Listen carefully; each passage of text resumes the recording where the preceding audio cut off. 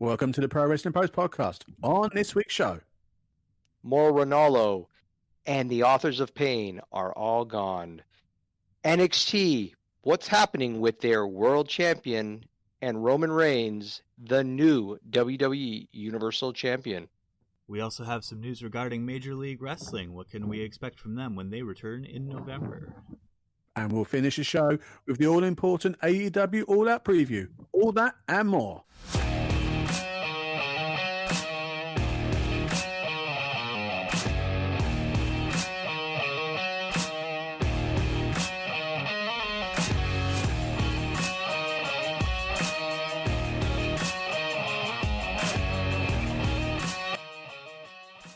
Hello, ladies and gentlemen, boys and girls. Welcome once again to the Pro Wrestling Post Podcast. How are we all? All good, I hope. As usual, I am here with my good buddy Mark and my good buddy Pete. Sorry, Pablo. No, Pete. How are we, guys? I'm just glad to know what my name is. Oh dear. I will definitely stay on the straight and narrow this week, and you are definitely Pete. No, probably, just definitely Pete. Definitely Pete. Talking about there in the intro, there's been a lot of WWE news. Hot on the heels of SummerSlam, hot on the heels of Payback, and some breaking news just literally before we went on air this evening / this afternoon. Mark, what can you tell us about this? So, authors of pain, Akam and Rezar, former tag team champions in NXT, on the main roster, managed at one point by Drake Maverick, before that managed by Paul Ellering in NXT. Unfortunately, no longer with the WWE. The last time we saw them, where they were following they were disciples of Seth Rollins, and that was the last time we had seen them. But injuries, unfortunately, have played a part in some of their delays and push, and they're no longer with the promotion. Yeah, that one was a shock because they hadn't really done much since they come into the main roster. 2018 was it? Mm-hmm. Yeah, it's a shame because they always seemed to be on the cusp of something, and then there'd be injuries or some change in the way they were going to be presented, and they'd be off TV for a little bit, and we'd miss out on their presence. It's strange because when the furloughs happened and the releases happened in April, I penciled one or both of them in just because of their apparent injury proneness and lack of push and whatever else. But they stayed, 6-7 months down the line, and they're gone anyway. It's rather strange. I'm not too sure why they've announced it now. Maybe the injuries are worse than what they let on. I'm not sure, but it's a sad thing. And as I said to Pete before the show started, I'm going to give it about half an hour after the show finishes before everyone goes, "Oh, they're AEW bound." Which is interesting because I think they seem more suited to Major League Wrestling or even Impact. No, you was right when you said earlier about popping them into Contra Unit in MLW, which, by the way, we've got news coming about MLW later on in the show. That would be a great fit, definitely. But we have some other major exits to WWE this week, isn't that right, Mark? Yeah, it's unfortunate that Mauro Ranallo, the face of the commentary team with NXT, was outstanding, and his time with the company is gone. If you've been listening, there's been Stu Bennett or Wade Barrett, or whichever name he's going to be going by, has been on commentary along with Vic Joseph more in the last recent. I think COVID probably played a part in that, but he's going to go off to do other things that. He's always been heavily tied to MMA, and it was always felt that there was other opportunities out there for him, but that's really unfortunate. Some people, it's funny what he did with those around him. I don't know if I necessarily have the same take on it. Trying to put himself over, I don't know about that, but that was one person's take that I read.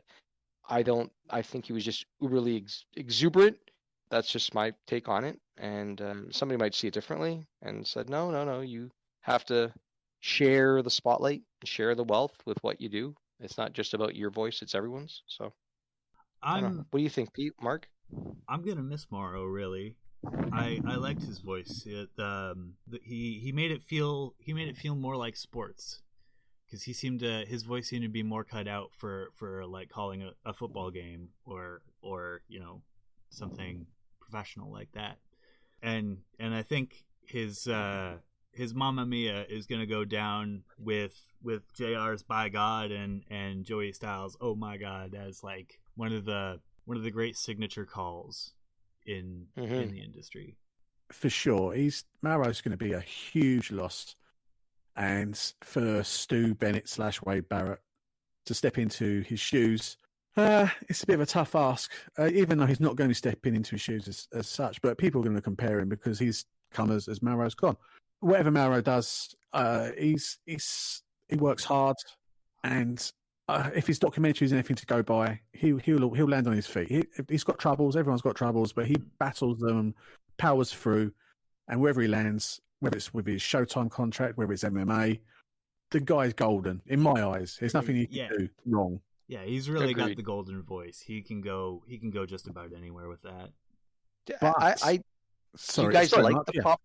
Sorry, do you like the? I like the pop culture references and the stuff that he weaves in there that maybe fly over some people's heads, but I think it's funny. I don't know. You guys find it amusing at all, or? Yeah, like I said, he's been my favorite commentator since coming back, apart from Excalibur. But like as far as a straightforward play-by-play commentator, I think Mauro's gonna be up there with the greats like JR, like Tony Schiavone, like Gordon Solie, even, dare I say. There was literally about a few times, I can count them on one hand, where I think that he overdid the pop culture references. And considering he was with the company for 4 years, he was doing weekly TV, he was doing pay-per-views, 5 times in 4 years, where I just think he's done a smidgen over the top with the pop culture references. I mean, as I said, the guy's golden. There's nothing he can do that will sour him on me. And yeah, just good luck to him in his next venture. And also, talking about good luck in their next venture, who else has been let go / contract expiry happened this week, Mark? Well, it wasn't the advocate for the Beast Incarnate. It was the Beast Incarnate minus the advocate. Brock Lesnar no longer with the WWE. Yeah. When this news broke, I was going to privately message Pete and say, this is all a swerve because in 4 weeks' time he's going to appear unannounced on Raw Underground. Yeah, I remember I brought it up in the group chat that we're all in, that we might have to retire Lesnar Watch for Raw Underground. Yeah, that's a shame. Yeah, but he really was the last Undertaker style attraction in WWE, especially because he was the one who ended the streak. And I'm okay with not seeing him on TV for a little bit, especially considering that his last run was kind of impressive, considering what his runs have been like before. Yeah. But I think if he were still under contract, if he could just give us a year of Brock Lesnar giving back, in a sense of like putting over some of the new beasts that are coming up, I think that could have been a really interesting way or a really positive way to see off Lesnar. Is this really the end of Lesnar, or is this just Vince keeping him in a holding pattern and going, when I need you the most, I'm going to bring you back? It might be that. We've seen that with others like Batista and The Rock. Of course, I don't think Lesnar's going into Hollywood anytime soon, but I think he'll probably do.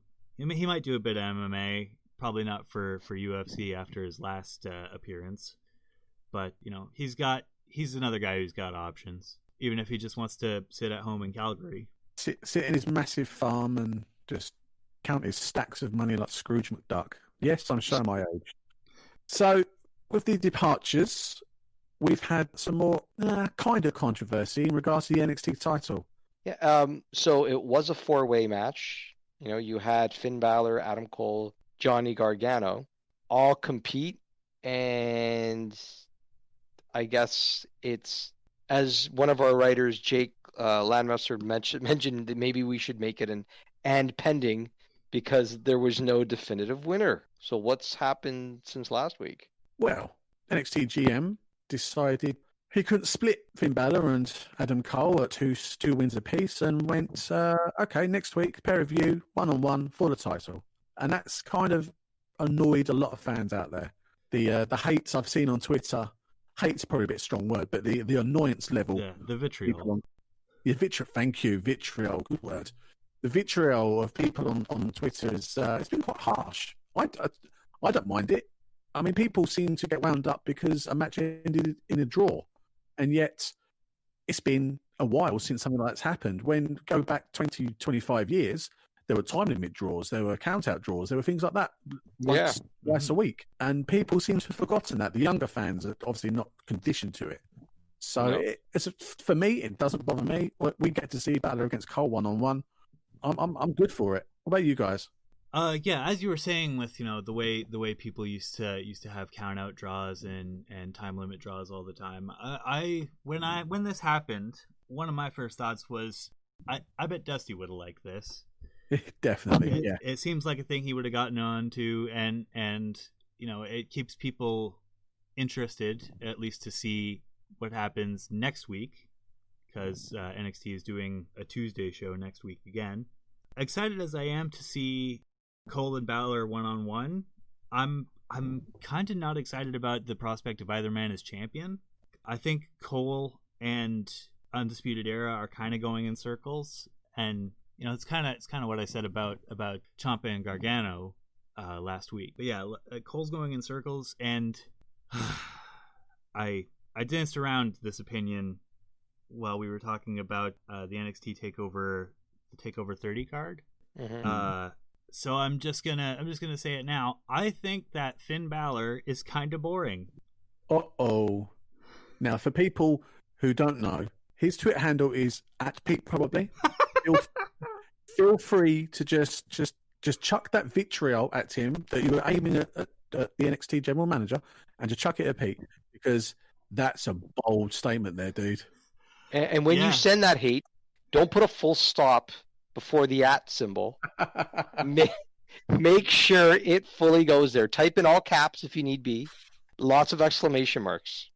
So you got to explain your thought of boredom. Like, maybe elaborate. I'm gonna. Okay, so I think that Finn Balor's, when he's not the demon, he's incredibly boring, because he's just the that smiling babyface that we'd gotten to know in WWE, and his matches when he's not the demon all seem kind of the same, and even when he is in the demon persona, they seem really samey. But as a heel though, in general, how are you finding? I'm interested at the very least to see if he brings an even more edge to wrestling heel as the demon. Because I think that's really his selling point with WWE. I'm open to the possibility that I am missing something fantastic he did in Japan that would absolutely change my opinion of him. I've also had wrestlers that I am not big on explained to me in a way that makes them click. Like I wasn't into Shinsuke Nakamura for the first bit of him being in WWE, but then someone explained it to me that he's Japanese Shawn Michaels, and all of a sudden everything made sense, and it seemed like I was everything I was missing just came together at that point. So maybe I'm just not thinking about Balor the right way. If someone would like to correct me, I am open to it. The way I see it is that when WWE signed Finn Balor, they signed the guy who changed New Japan with Bullet Club, the man that went from this smiley, happy, waving at the fans babyface to a big F you, I'm a foreigner, I've had enough of your crap. The guy who sometimes uses like paint and other stuff. And they brought him in and pushed him with the demon gimmick. Now, when he went back to NXT and he turned on Johnny Gargano, did the Pele kick and turned heel. Everyone around the world was expecting that same heel that led the Bullet Club, that formed the Bullet Club. What they got was a watered down version, the WWE version, and it's tarred him. So unless and now he's treading water as a tweener, I think, if that's even a thing. I hate using that word, but he's treading water. He's neither a heel, he's neither a face. He's right down the middle. Whether or not they're going to pull the gun on him and do the double turn and make Adam Cole and the Undisputed Era complete fully babyface and turn Balor heel, it could work, but there's so many variables in the way. But I do kind of see where you're coming from with your analogy of Balor. Yeah. Like I said, I think it'll be a good match. I think guys are both of them are able to keep up with each other in the work rate. I think that they did an excellent job with the Fatal 4-Way Iron Man match, even if it was a draw. But yeah, just like I said, I'm not excited for either man having a championship run. Okay, just switching gears slightly. You're not excited about either man having a championship run there. Are you excited about the big dog coming back, scooping up that Universal title, and having an advocate? Scooping up the Universal title? No. I think there should have been a little bit more build before he got it. About picking up Paul Heyman, I think that could be a very good thing, because having Heyman talk for him allows Reigns to do what he did best when he was in the Shield, which was just kind of be a quiet, powerful presence. And totally agree. And when he did speak, his words carried more power because he didn't speak very frequently. And when the Shield split, and he kind of seemed unfazed by it, and just became this promo guy, or at least tried to be a promo guy, and it didn't work. We all remember Suffer and Succotash. But dear. It's hard not to. Yeah, it's hard to forget. But yeah, I think that could do wonders to Reigns if he's going to continue in the way that they have shown him so far. I think that his manager is Paul Heyman also kind of conveys that status that Lesnar had, and if that's the case, then maybe they're building Reigns in a new direction to kind of take over as the end boss of WWE, as it were. Okay, I can see that.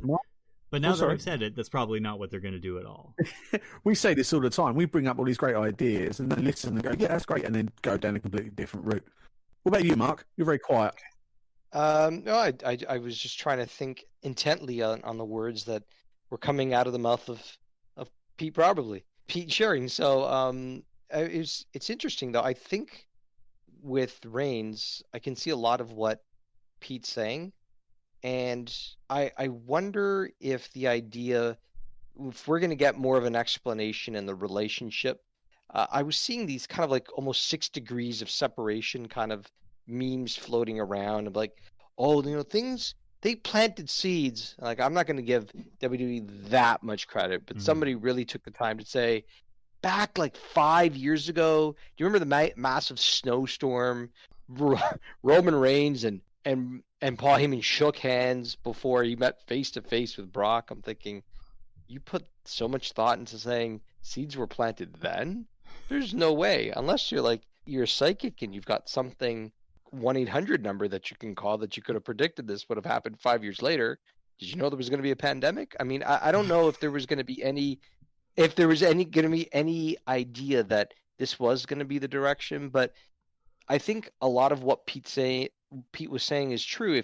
If the idea is that strong presence in Reigns, then why would you need a Brock Lesnar when he shows vulnerability as a competitor? You have a point. Pete has a point. Yeah, I mean, it's still too early. Mm-hmm. It's me stumbling over my words there. I'm trying again, Mr. Positive. I can see big things with Heyman by his side. Now, whether that's going to result in Lesnar coming back at some point saying, "Oi, you've got my manager. What are you doing?" And you'll have a Paul Heyman or a pole match or some randomness down the line. That's a possibility. You could have, as Pete said, you could have Reigns just step into the Lesnar role and just dominate everyone and just let Paul use him as the heat magnet. Mm-hmm. And then there's so many different ways it could go. And by the sound of it, from what I've seen and reading online, is that now Reigns is the big heel of the company. You've now got the Fiend as the big babyface of the company. That's a bit of a stretch in my eyes. I mean, I said last week that I love Bray. He's totally underused, but for them to just switch him and push him into this huge babyface as the Fiend. Yeah, if you had told me if you had told me last year that this is how it's gonna be, this is how things are gonna be, I would have laughed in your face. Yeah, I would have thought that's some serious pie in the sky thinking. They're not gonna do. But now my wife, times are crazy.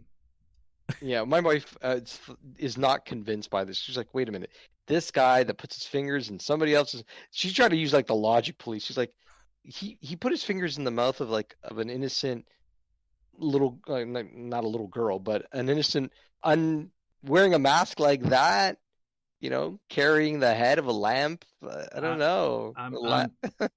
Maybe the beating and the chair shots that he got has flipped a switch, and now he's going to be more of like the funhouse Bray, and hey kids, I'm your new Super Cena or something along those lines.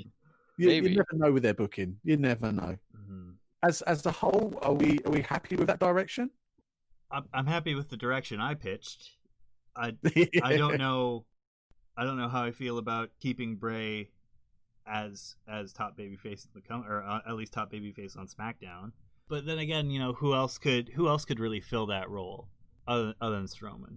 Well, if you're listening to the underground, not the Raw underground, but the underground beats, the Keith Lee is going to be pushed to the moon, which is great. It's fantastic. Yeah, it's about bloody time, but they've got to be careful because it could end up down the Goldberg route where you get pushed to the moon and pushed down someone's throat so much we end up saying thanks but no thanks. But at least he's getting pushed, so he's so versatile though. That's the thing with Keith Lee, where you wouldn't get that with a Goldberg. He's so amazing. He's so good. He's athletic. He's strong. He's good on the mic. He ticks all the sodding boxes. He's amazing. Oh, yeah. Love him. Check. Truly. I'm excited to see if that turns out to be true.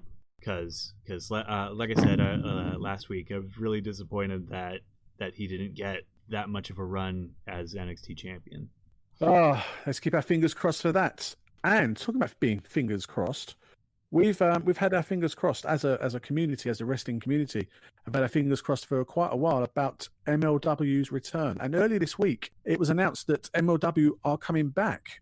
Pete, have you got any news? Yes, I do. MLW is having a set of tapings at an undisclosed location in October. We learned yesterday they have a new signee. They signed a deal with indie wrestler Kevin Koo. And we also know, or it's rumored at least, that when MLW Major League Wrestling returns to regular programming, that their weekly show will have a different name and a different time slot. That's right. Yeah, it was the news broke on, I think it was Sports Illustrated. Very strange, not being on a dirt sheet, but yeah, it was broke on Sports Illustrated. I learned from PW Insider. I think they got it from Sports Illustrated. That's what I'm saying. That's what I'm sticking to. But all the news came out from there. There was, as you said, an undisclosed location on the East Coast. There's a possible new show name, a new slot, back on the TV. I think it was early November. So that's huge news. Huge news. And while I'm on it, don't sell yourself short about the new signee, because you wrote a piece for us yesterday about the new signee, which you can find on ProWrestlingPost.com. So just push your work, man. Always push your work. Shield like a demon. Yeah, shield like a fiend. Shield like a fiend. Oh yes. I guess. Yeah, I've been wondering myself. We're 5 episodes in, and I haven't really plugged myself that much. Oh, that'll change. We'll sort that out. It's because you're in a crisis, Pablo, Pete, and all that kind of stuff. But we've sorted that. So, Mark, MLW, are you happy? I know you're a bit of a MLW aficionado. I was very excited about the fact of them coming back. Whatever Court Bauer seems to touch, he really has his hand on the pulse of what is important and providing another option and not doing the exact same thing. And whatever comes about with this restart and the return of Brian Pillman, it looks like I don't know what his contract status is officially with AEW, but he had asked for a release. He's not necessarily released. He's going to be part of the promotion moving forward. Do they have a heart foundation? What is this restart going to look like? It's kind of hard. I think if you've gotten any of the newsletter updates, Contra Unit had taken over, and to some extent there was things happening where they were taking over the show, which led in well with the pandemic. But what happens now? Who's going to be a part of this show moving forward? Who are the names? Calvin Tankman, I think, was part of that coming forward, and now Kevin Koo. These are prominent names. We're gonna get We're gonna be getting a preview of a show where guys like Lawler and Tankman are gonna be a part of that, just like they're part of MLW on Pro Wrestling Post this weekend, by the way. But yeah, I hope it still retains the feel of Fusion, because I remember, like, I started watching Fusion in December of 2018, and the only reason I fell off is because I was on the road for work much of last summer and didn't have a reliable internet connection. But yeah, when I was watching it, I remember thinking to myself, it really feels like almost like Georgia Championship Wrestling and ECW like had a baby, and I really hope that it stays like that. And yeah, I'm excited to see more Tom Lawler, some of the Von Erichs, and see how this Contra Unit angle resolves. With the breaking news earlier, with AOP leaving, you could see them. They could turn up on these tapings. So keep your eyes peeled. So from there, we're going to go and talk about a few things that have been published by ourselves this week. Mark, I think you've got a couple with you there. What have we got? We have In Memoriam of the Late Bullet Bar Bob Armstrong by Dr. Mike Lano. He writes about the history of Bob, his contributions, his family that is still a part of the industry, and what they mean to wrestling. I was reading that. When was it? The day it was published. I didn't know the guy had wrestled for 59 years. Yeah, that was an amazing stat that he put out there. Yeah. 59 years. That just messed with my mind a bit there. Sorry. Yeah, this is one of those guys who should be up there with Dusty Rhodes and Terry Funk and Jerry Lawler as like one of those guys who really stayed in it for the love of the sport. I think the last angle I remember was him part of TNA as part of the James crew with his son, with Brian James as part of it, when him and Billy Gunn and like Road Dogg, they were all part of it. I think he was involved in some NWA TNA angle at the time. I'm trying to remember what their stable was called. Voodoo Kid Mafia. Yes, that's the one. But just going back to Bullet Bob, Dr. Mike was dropping facts like they were going out of fashion. He was in All Japan in the 70s with Giant Baba. He was an ex-fireman. He had this massive facial injury. I didn't know any of this, and to look at him over the past 10 15 years when he came into my consciousness, you wouldn't think that of him. Yeah, not at all. Like, I remember hearing about him as one of the heroes of the territory days, but like I thought of that in the same way you might think of Mr. Wrestling or like I said, the Funk Brothers, people who were instrumental at the time but have kind of fallen off in recent years. And it's a shame that it takes for something like this for them to come back into the public eye. It's a real shame. Our thoughts, hearts and prayers go out to the Armstrong family. From one legend to another, we've got a new writer on the site this week who's given us a piece about another legend. Isn't that right, Mark?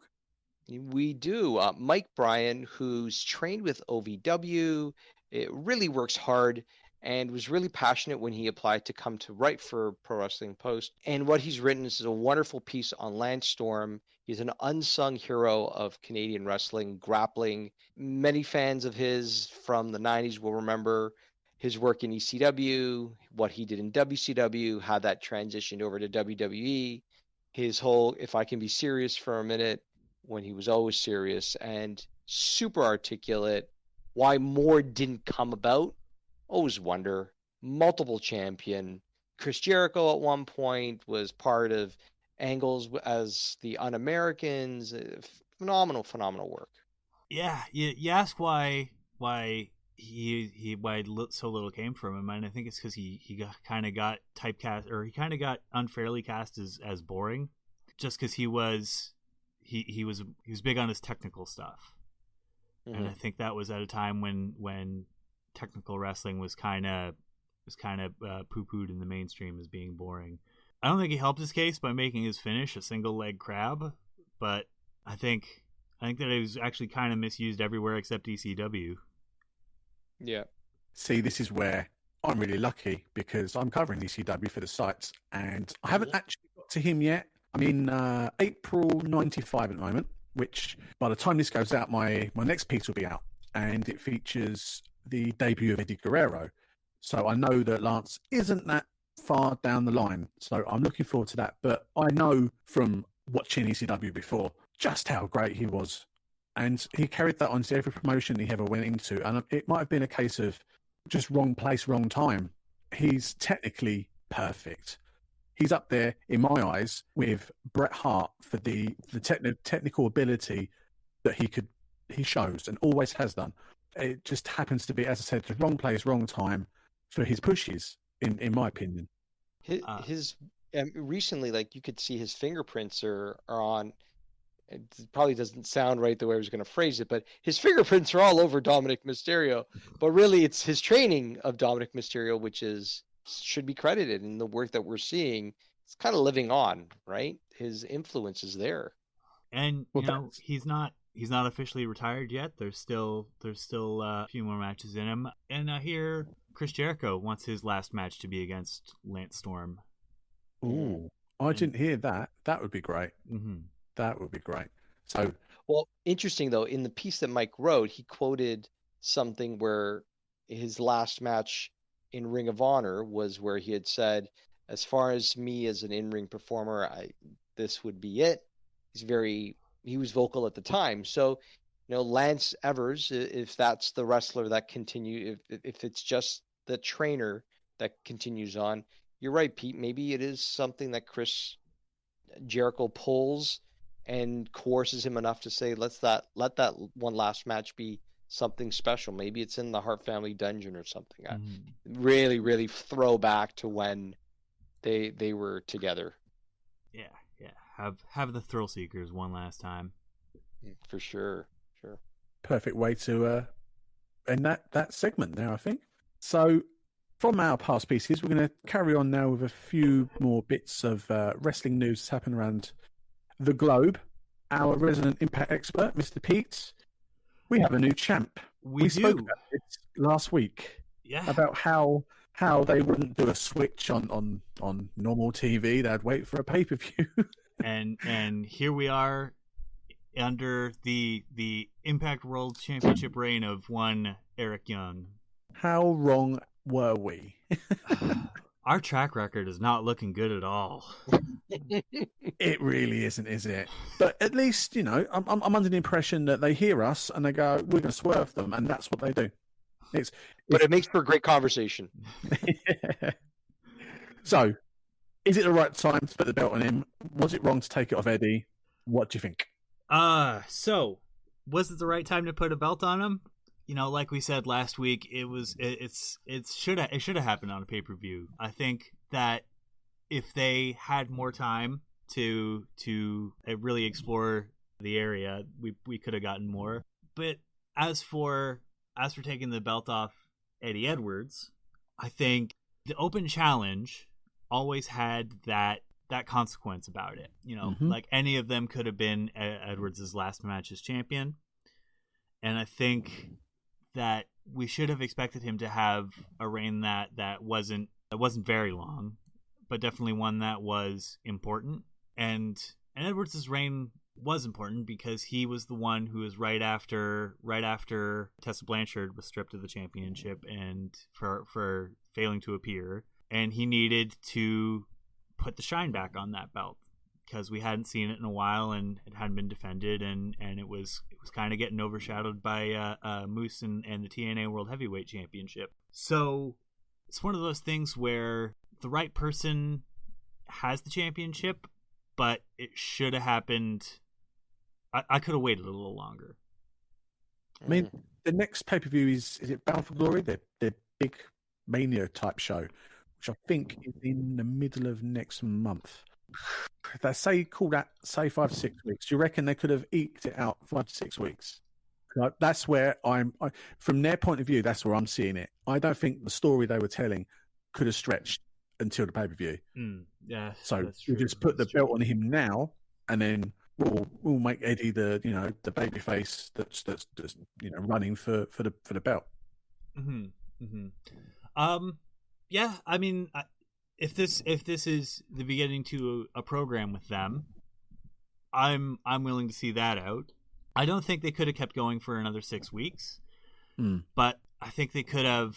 Yeah, they could have had a little bit more builds before Eric Young struck for the championship. I think there should have been a little bit more mind games going on. There should have been a bit more stalking, playing with his food. What about you, Mark? Did you watch Impact this week? Did you see the match? No, I just kind of caught the highlights. I know that Pete wrote up about it as far as our and knew. Really well done. The maniacal character is something that always has done well. And much like you guys, I think there could have been more play to it. I just don't know what if we're looking at still no crowds, does it still generate the same kind of buzz in 4 weeks that it would have? Is timing really going to be that much of a difference? Maybe not. We could hold off in 4 weeks and it be a pay-per-view and still not get the big grand return that somebody like Eric Young, who contributed so much to Impact. I mean, everybody talks about AJ Styles, but Eric Young's contributions to Impact shouldn't be forgotten either. What happens? Is it just as important? I don't know. It's how can I put it? He's paid his dues. Let's put it like that. The guy was in TNA / Impact for a damn long time. He was there during the lean years. I mean, the guy was married, inverted commas, to ODB. He deserved something out of it. Going to WWE and not fitting their system is, I think, the positive way of saying it. And coming back, he had to say something. He had to make an impact, much like EC3 is, in a very different way. This is what Eric Young's done. So it legitimizes the time he spent away, that WWE has turned him into this maniacal, out-of-control character who just wants to take what he thinks that he deserves. I dig that. The match they had left me wanting more on Tuesday. It was solid, and you can definitely tell, given an extra 5, 7, 8 minutes, they could have put on an even better match. So the rematch down the line, which they're going to be, and possibly a small program as well, that's good. But as Pete said, if they could have just eked it out and put the belt on him at Bound for Glory, it would have made it an even bigger accomplishment. If EY could have just toyed with him, the mind games, the random attacks, anything and everything to get in Eddie's head, it would have made for a better story. The story's not even finished yet. So and also there was also maybe a handful of other guys that Eddie could have faced as part of the open challenge. Yeah, you named some last week, yeah. Mm-hmm. Yeah, I could have seen him having a good match with Hernandez, maybe Crazy Steve. Exactly. There could have been ways to get to this without EY being involved, so to speak. He could have toyed with him from the background, and Eddie could have defended 2-3 weeks, and then EY pounced. Mm-hmm. But again, we're armchair booking. So he could still be playing with his mind, even like maybe to have the champion in the role of somebody that gets in the head of the competitor, that's the challenger. Has it really been done where the Predator is really the one holding the title as opposed to the one having to fear that they have something to lose, whereas the challenger has something to fear that they've got something to lose? Off the top of my head, Bray Wyatt hard- when he first had the Universal title. Yeah, that seems like about the only time that's really happened, and it never lasts long. No. So do you think that they're going to flip it in about 4 weeks? Do you think they go back to? Oh, I hope not. I hope they don't hot shot it. Yeah. Especially this soon after taking action to rehabilitate the belt. Yeah, as you said, he's put some shine back on the belt after it being on hiatus. He's made it look prestigious again, and for them to just you have it, I have it, you have it, I have it. It's gonna take the shine away. Mm-hmm. So I hope not, but you never know, especially with booking, because well, as we've said it, they won't do it now. That's the way I see it. So now, from Impact, we go to tomorrow night's AEW All Out. Now, we're recording this on a Friday afternoon / evening. We could be completely wrong with all this, and feel free to once again jump on our Twitters and harass us and tell us that we're idiots. But here is our very quick, because we're slightly over time, AEW preview. We shall start with the Casino Battle Royale. Who have you got? Who do you expect? Is there any surprises, folks? Hold on, I'm just going to bring up the everyone who's been announced so far. Darby Allin, Brian Cage, Rey Fenix, Pentagon Jr., The Butcher, The Blade, Chuck Taylor, Trent, Ricky Starks, Brian Cage, and Eddie Kingston are the names that have been announced so far. Where are we going? Oh, Billy and Austin Gunn and Jake Hager. Do we see any surprises from like independents? Oh, showing up. Yeah. Unnamed. Well, I mean, they could always. One woman that I don't know if they're going to go in that direction and bring a female in, but I would like to see Lufisto maybe show up. I know everyone lobbies for her to have been part of that TNA Championship challenge, but I don't know about showing up being a surprise, but I'll go with Darby Allin as the winner. I am also for Darby Allin as the winner. I'd like to get into that later, actually. But as for someone from the Indies who could show up, Warhorse on Dynamite was kind of a big deal. Yeah, and I think that he could easily show up for the Casino Battle Royale, even if he doesn't win.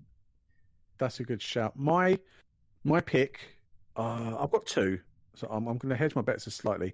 I've got Brian Cage because he's got Taz in his corner, and I'm a big Taz mark. And secondly, Eddie Kingston. He's so good and so underrated and flown under the radar for so damn long. He deserves a massive spotlight to be shined upon him. So I'm hoping that one of those two guys, more for Eddie than anyone else. So from there, we are off to the Dark Order versus... Now, I'm not going to say all this. I've just written this down as Cody's friends. So, his friends and family. Yeah. Where are we going? I have two predictions. I think either Brody Lee is going to pin Dustin Rhodes, or Matt Cardona is going to score the pin on Brody Lee. Just because I think those are the two most obvious outcomes to me. Either a big win for the Dark Order, or Matt Cardona gets a big win on pay-per-view. What about you, Mark? I like Pete's train of thought right now. Does a loss for the Dark Order hurt them overall when your champion is still... Well, I think, if you heard last week, that I think the whole reason that Brody Lee got such an easy win over Cody Rhodes is that just Cody, I should say. The whole reason that Brody Lee got a win over Cody is because I think he did something to orchestrate a big win for himself and bolster confidence within the Dark Order. So to win the TNT Championship and then to celebrate like they did and then take a loss in the next pay-per-view kind of smells like Vince McMahon 50-50 book.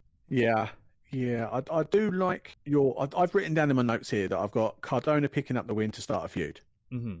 because I think he's got a 5-match date, and this will be match 2. So that's a little mini feud there. The more I think about it after hearing you say it, the more I like the Dark Order totally demolishing every single person involved in Cody's friends and family team, which then puts so much heat on the Dark Order, boosts them back up, makes Brody Lee look strong, and then you've got Cody coming back at some point down the road, hot as hell. And then you've got Matt Cardona, hot as hell, who could stoke the fire and keep it going until Cody gets back. You've got Dustin. I mean, you could even have Brody Lee finishing off Dustin, and that could be his career. Well, storyline career to prolong it that way. But I think it's in all seriousness, it's going to be Matt Cardona picking up a win and starting a mini feud. So from there, we're going to a possible match of the night here: Jurassic Express against the Young Bucks. Mark, what are you thinking? I don't think a loss by the Bucks ever hurts them. It only just helps another team. So if wins and losses matter, a win for the Jurassic Express is a good thing. It helps them, builds them up, and it doesn't really involve Marco's stunt. So it becomes a more credible match seeing them as a team with Luchasaurus and Jungle Boy. And yeah, that it's going to be an exciting match, win or lose. But my call is Jurassic Express. I'm going to go completely different, the completely different direction, and I think the Young Bucks are going to win this one, just because I think that they are going to have to display a bit more intensity as they are participating in this build towards a match with FTR down the road. I like your thinking. Which also, I guess, gives away a different one of my predictions. It's one apiece here. I'm gonna go and side with Mark, and I'm calling Jurassic Express to win, simply because the wins and losses matter. You've got the wins and losses that count towards your ranking, and rankings whether or not you get a title shot. Jurassic Express, as much as I love them as a team, I can't remember the last time I saw them win a match. And the Bucks are the Bucks, and they can easily take one for the team and put them over, and it wouldn't bother them at all. And to be fair, since the inception of AEW, I don't think they've really been that high up the rankings. They've had one title match, I think, in all the time that AEW's been around. They've been in a handful of number one contendership matches, but they've only had the one title match. So in that respect, I think Express can take the win and push them a bit up, because it's not going to hurt the Bucks. You could go down a dusty route and just bring out FTR to cause some mayhem to further the feud. They could easily lose this and still come out of this looking strong against FTR down the road. Definitely. From that match, we go to the AEW Women's Championship match. Another possible match of the night here. You've got Hikaru Shida against Thunder Rosa, the NWA Women's Champion. In my defense, I have not watched a single lick of NW Power, and I know everyone's going to shoot me hate mail and everything else, but there's only so many hours in a day, and the amount of wrestling that we watch, the three of us each week, something's got to give, and it was always NWA Power. So I don't know much about Thunder Rosa. I've read the recent piece that was put out on the site, so don't have a go at me for that. I have read it. I've not really seen much of her matches. What do we think? I think Shida's going to take this one. Not to put Thunder Rosa down at all as NWA World Women's Champion, but I think that her presence in this match is kind of an admission of how weak the AEW women's division is right now. Not that I think they've necessarily done a bad job building the women's division. I just think that a lot of the big players, or people who should be the big players in the women's division, aren't available right now. We haven't seen Chris Statlander in a long time. We haven't seen Awesome Kong in a long time. And we're not even sure if Bea Priestley's still under contract. You have all these very talented women who can't be there for the show. And I think the women's division has kind of been suffering, even though they had their women's tag team tournament very recently. Yeah, that's very strange. How many women was used for the tag team tournament? And the women's division did look stacked, because you could see all these women joining the division, and then all of a sudden a call has gone out and the NWA Women's Champions come in to take the number one spot, which is going to piss off quite a lot of the women's roster. Mm-hmm. Yeah, because you have a lot of women who are very talented, but also, a lot of women who though talented, don't really seem like credible challengers to Shida outside of Statlander, Kong, and Priestley, and Britt Baker if she were well enough to have a match, which she very might well be, as she has a match on the pre-show. She's on the pre-show with Big Swole. Big Swole. Mm-hmm. So, Mark, Thunder Rosa, she's special. Definitely seeing her compete, seeing what she's done, not just in not just in the NWA, but also outside of that as well. She's had matches in ROH, and she's been in a tag team with Holodead, and I mean, she's very noted. Will this be the match that brings things full circle and she becomes the AEW champion? I don't know. I don't think too fast, too soon is the way to go. But it seems like it didn't stop Impact from putting a title on a former champion that way. So to follow logic and reason and what works, I don't know. I don't think it's a good idea so quickly.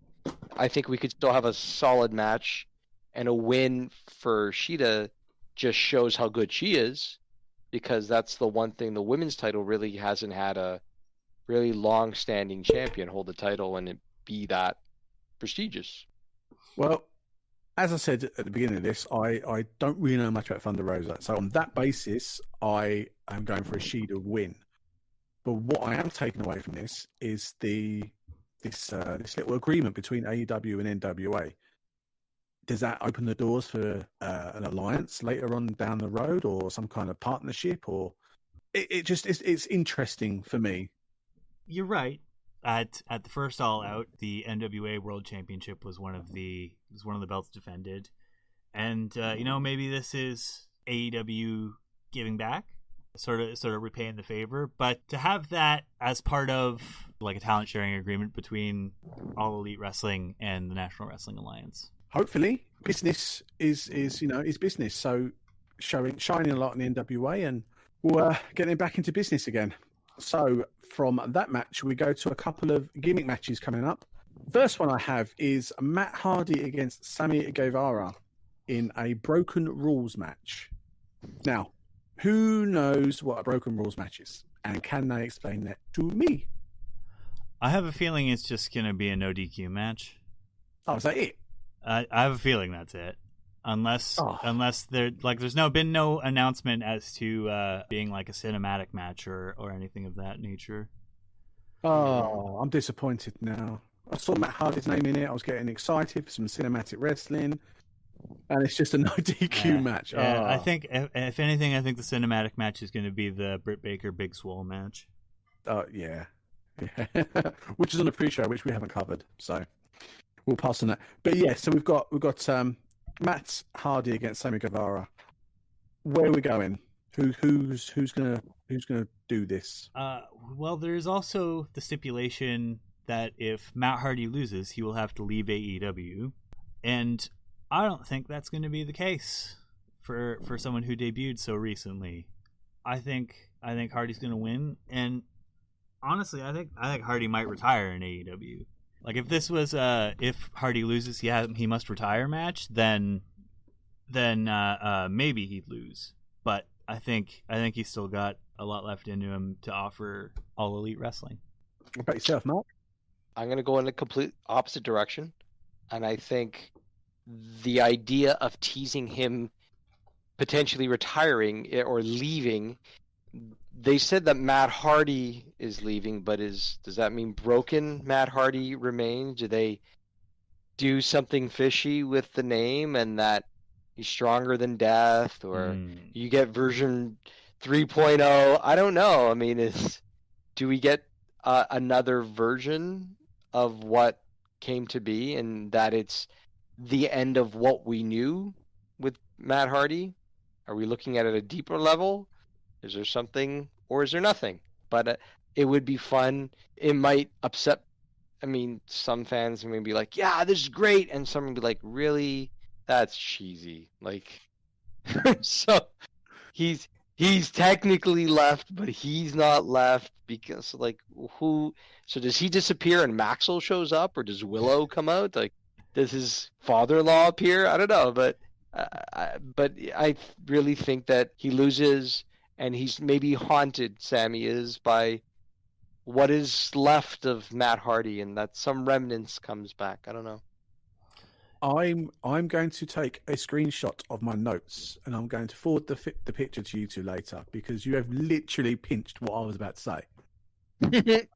I was going to say there's going to be a technicality where Matt Hardy will leave, but it will be one of his other guys that will come back and, you know, carry on wrestling. And this okay, the match itself is going to be great. Matt is going to make Sammy look $1 million. He's going to put him over so well. Sammy's going to get the win. In my eyes, Sammy will get the win. And as you said, he will be haunted by Matt throughout the next month or so. Sammy's going to crow about this. He's the one that retired the amazing Matt Hardy. He did this. He did that. He's so clever. He's so cool. And then he's going to end up... Do you remember when Warrior was in WCW? And you had Hulk Hogan looking in the mirror and you had Warrior behind it just for a split second. That kind of theatrics in a cinematic way, I can see just a further... There's no way the story's finished yet, but something along those lines is going to carry on. That's what I want. That's what I can see. Mm-hmm. And as we said, it's not going to happen, but that to me, it's going to be a Sammy win. And by hook or by crook, Hardy's going to keep his job. And then from that match, we go to some Mimosa Madness, don't we, guys? Chris Jericho against Orange Cassidy. This is going to be a bit of a breather from the rest of the card. This is going to be a lot of comedy, and with two guys who are amazing talents. Even to this day, Chris Jericho is still goddamn good. Where are we going, boys? I must say that of all the matches on the card, this is the match I would least like to be in. If only because oranges just give me terrible headaches.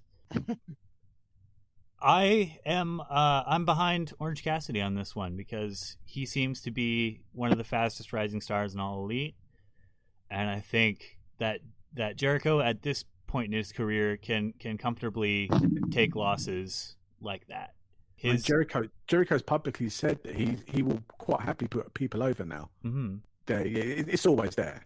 Yeah, and like this being the rubber match, I think a more decisive victory for Orange Cassidy than a roll-up probably do wonders for him moving forward. What about you, Mark? Much like Pete, I have a hard time really disagreeing with any of what he said or seeing it differently. Yeah, but unlike Pete, Christmas morning mimosas are what we have in our household. Although we throw a little bit of cranberry juice, it's actually not bad. But as far as a match with these two, we've needed to see some depth. We've needed to see a little bit of anger out of Orange Cassidy, and thank goodness Chris Jericho's been the one to bring out the vitriol in him and get him all fired up and angry. Let's hope we get that win for Orange Cassidy. And I'm 100% behind you guys. It is some vitamin C all the way. It is Orange Cassidy in a great match. I mean, Jericho is going to do the job. I hope he does the job. He's going to shine him up really well. And Orange Cassidy, as you said, Pete, is one of the biggest and fastest rising stars in AEW. It'd be silly not to capitalize on this feud and push him even further. We're now at the top end of the card, and we have the two title matches. We have the AEW Tag Team Championships, where Kenny Omega and Hangman Adam Page will be teaming up to defend their titles against FTR. This is tight. Where are we going, Pete? I'm all for FTR in this one, just because I think this is going to take them into their program with the Young Bucks. But I think that this is where we're going to see the Elite really stress or come under some tension. We've already got that from last week's Dynamite and being the Elite this week, where Hangman Adam Page is looking like he's no longer part of the Elite. Yeah, this could be the push to really make the Elite implode, because I really think that in good wrestling booking, when you give us something we want, you have to take away something we liked. And we all liked the Elite. We liked that unit. And I think if they're going to give us a dream match like FTR versus the Young Bucks, they're going to take away that faction that we'd come to love. 100%. Absolutely. I also think that this is going to be the beginning of a time when the AEW World Tag Team Championship kind of gets hot potatoed. But I think that's overall a good thing, because at this point it would really speak to the strength of the division. Whereas, if they were doing that with, we said earlier, with the Impact World Championship, after it's taken such it's had such a hard time not being defended on TV, and having the champion just not show up. But we have, we've had SCU as tag team champions who did very well, had a respectable reign. And now we have Hangman and Omega who've also had a very respectable reign. They're at over 160 days now. And really the tag division has been growing, and I think seeing more teams capture that championship and really show that on any given night anyone could win. For sure. Definitely. Mark? I'm excited about this match, and with Tully Blanchard behind them, the seeds are planted with them and Sean Spears. And is this exactly that, the match that makes Omega and Page completely implode? And maybe it is Page that willingly takes the pinfall because he's done with all of it and being called a drunk, and he knows whose side he's on, and he walks out with Blanchard and FTR. So I don't see it being hot potatoed. I think having a solid reign and a lot of people that are there to support it make the tag division that much more enticing to be a part of, and the programs can be that much more exciting. The volume of teams can be a little too much if you can't do it well. I'm curious to see what will happen. I'm excited with the possibility of FTR winning, and yeah, I think that might be in the direction that I'm going with my call. This is another possible match of the night for me. FTR, the Revival, whatever you want to call them, have put on stellar match after stellar match after stellar match when the stakes have been high. This is their biggest match in AEW. They are going to pull out all the stops to show the world that they are and deserve the title of best tag team in the world. The way I see this going is, as Pete said, Hangman's he's not going to lay down as such, but he'll take the pin. Omega will have the hump with Hangman. They will implode, which then sets up the dream match of Bucks against the Revival, my bad, FTR further down the line. It's the undertones of the story, the booking. It's just been a highlight of this whole reign of Omega and Page. Are they friends? Are they not? Is he a drunk? Does he have the backing of the Elite? He wants to leave. It's so many different nuances in this story. It's been fantastic. It's completely different to where you've seen it in other promotions. But yes, it's FTR for the win. And this is what I'm banking on. This is my the entire card. This is my banker. So if I'm wrong, again, feel free to just lambast me on Twitter and social media. It makes a change for my wife doing it. It's all good. It's all good. From that title match, we go to the main event. We have the AEW World Championship, where Jon Moxley will defend against MJF in a very fun and different build, I think, for this feud, Pete. Yeah, it's very, very much MJF campaigning to win this title, or to at least have the match, and really doing all he can to stack the deck in his favor.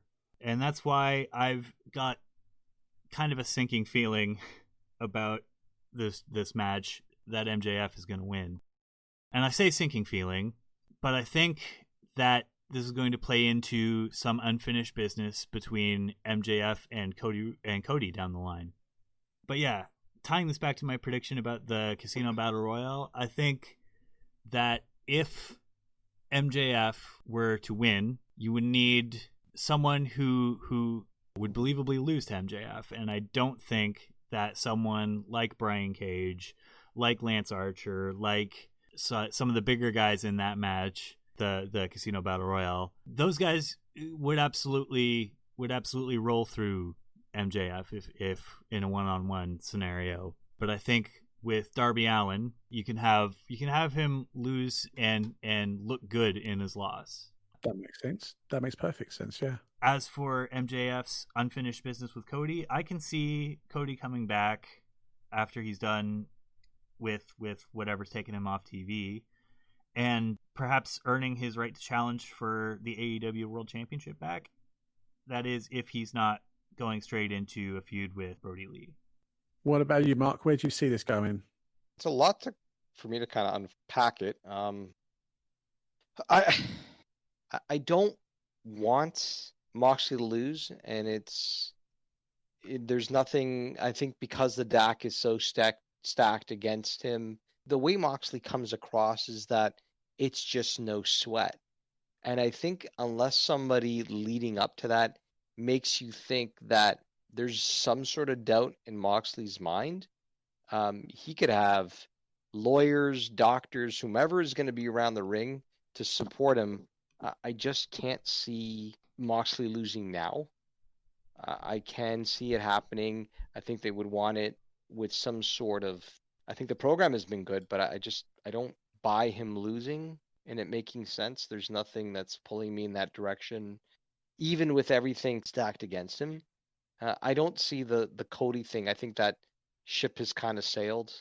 They've had that program. I think Cody's already put him over, and that's kind of the end of it. But yeah, Paul is really thinking Moxley will win because they're trying to build stack the deck against him so much. See, I thought about that as well, but I think that I think that AEW is not interested in making someone who they're not into making someone who will win even in what's the word? Extenuating circumstances, the way that John Cena used to all the time. And right. I think that with the deck stacked so much in MJF's favor, to have Moxley win kind of feels like one of those situations in like circa 2008, 2009, where it would seem entirely likely that Cena would lose. But, you know, AEW doesn't seem like a Moxley wins lol kind of company. But do you ever get the impression that commentators saying repeatedly, "Oh, the deck stacked up against them"? That yeah, we know that. It's like telling somebody that can't see that they're blind. We know that, but at the same time, with them trying to remind us of something that's so clear, doesn't that in essence say, well, yeah, it's so clear, but there's still a chance? Yeah. I guess it would also... It'll be fun. I've got this really close. I can't pick a winner because of, as you said, guys, he's one way or the other. It can go towards MJF in his, how can I put it, his presidential election style storyline, which ties into what's happening in America right now. And then you've got the John Moxley, who's just going to be this John Cena-esque overcome all odds kind of thing. If I had to choose, and obviously I have to, I'm going to go with MJF, just because I don't think John Moxley would want to see himself down that Cena route. He would want to look vulnerable where, I mean, this is the guy that had his eye taken out by the Inner Circle and still walked away, a champion. Mm-hmm. There's only so far you can take that credibility before you think, yeah, all right, Cena 2.0. So I think MJF is going to win this. And it's a good shout, actually, about Cody coming back for MJF.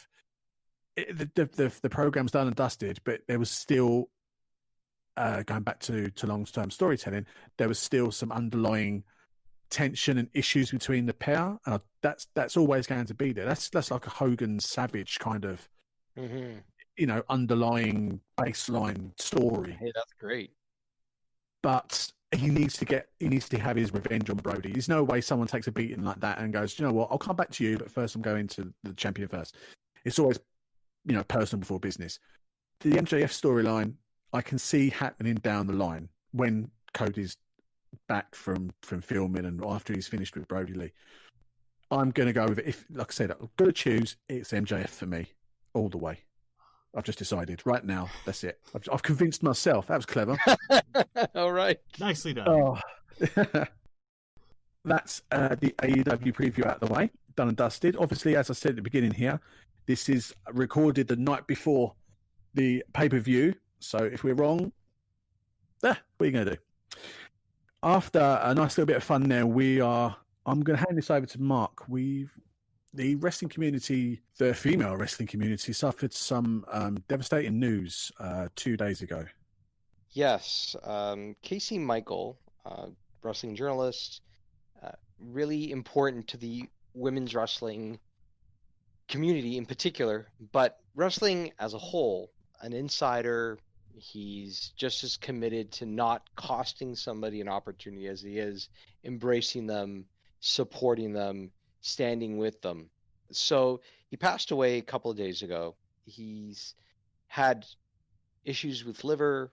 The cause, a liver transplant did not take, or it had it, didn't survive from the effects of it.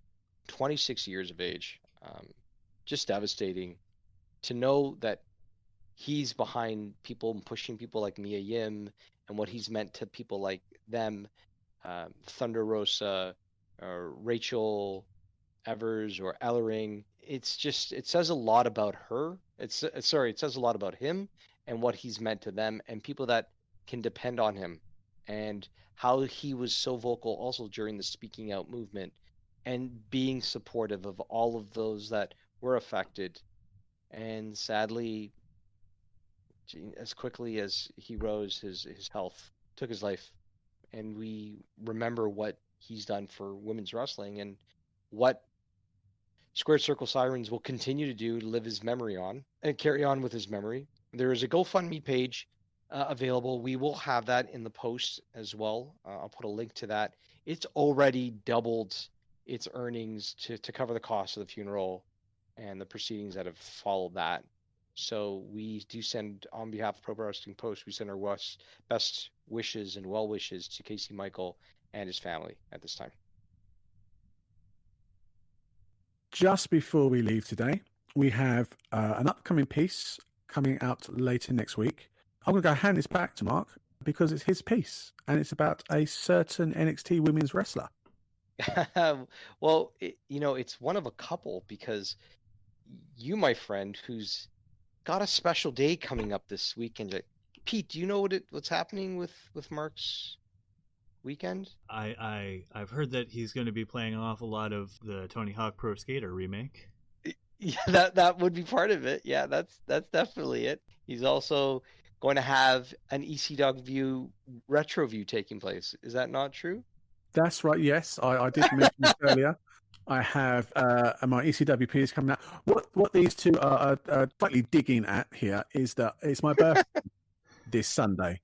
I shall be turning a very ancient age, and as Pete so succinctly put, I shall be playing Tony Hawk's all weekend. I've already played it for at least about 9 hours today before recording, and I shall carry on with that all weekend as I booked the weekend off from the day job. So I didn't want to mention it, but I've sort of been pushed into it. So thank you very much, guys. And what else is happening on Sunday then? Is this when the Dakota Kai piece is coming out? The Dakota Kai piece is scheduled for this coming Monday. It is our latest in the Before the E series. Again, looking at her history, her career leading up to this point, and really how she's become this heel now, where she was so weak prior to, but really she's come such a long way as a competitor. It talks about her relationship with Tegan Knox, or Nixon Newell. Did I pronounce that correctly? Nixon Newell, yep, spot on. Yep. Prior to, but it's more of a build-up, as with any of the Before the E pieces, and talks about that with Dakota and where she is up until the Mae Young Classic, and she's seen her share of heartbreak and disappointment with injuries as well. But we're hoping that It's all behind her now. It certainly looks that way. I mean, she's being booked absolutely fantastically well at the moment, and yeah, all power to her. Hopefully, she can carry on and push on, and our Before the piece will shine a light that many people don't know about her background. Indeed. So with that is the end of today's pod. Once again, we'll finish up here with our social medias. Pete, where can we find you? I mean, by now people should surely know where you are. Pete Probably at Pete Probably on Twitter, and I don't have a joke for this week. I'm sorry. He's all joked out. That's what it is. Mark, yourself? You can reach us at our official Pro Wrestling Post Twitter handle at Pro Wrestling PST, or on Instagram at Pro Wrestling Post. If you want to reach out to me personally, at the Marc Madison on Twitter, and that would be it. Yeah. Fantastic. I am at Mark Blake PWP. I will be accepting birthday messages and some IOUs for chocolate cake, as I'll be stuffing my face on Sunday with chocolate cake whilst watching All Out. Once again, thank you guys for listening to us. We will be here same time next week. So until then, we are out of here. Bye-bye.